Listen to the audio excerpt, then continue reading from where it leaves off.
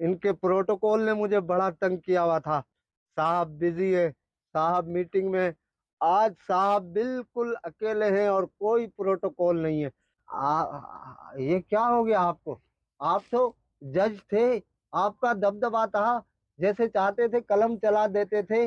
ہیں آپ ایسے ہو گئے؟ آپ اتنے تنہا ہو گئے, آپ اتنے اکیلے ہو گئے.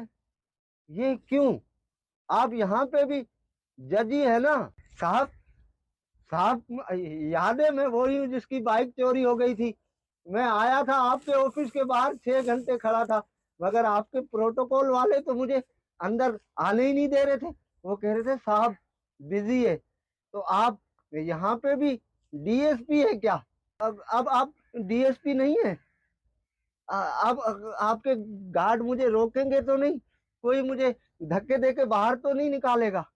ہیں میری بے عزتی تو نہیں ہوگی یہاں پہ؟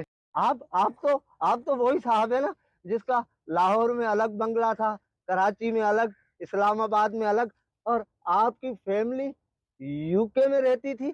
مگر آج کل آپ اتنی چھوٹی جگہ میں رہ رہے, تو لوگ کیا کہیں گے؟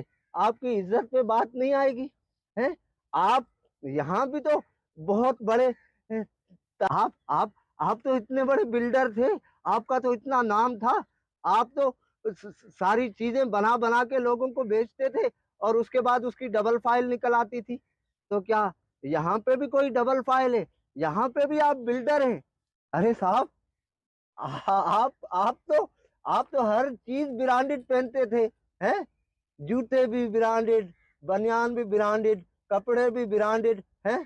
تو کیا یہاں پہ بھی ساری چیزیں برانڈڈ ہیں؟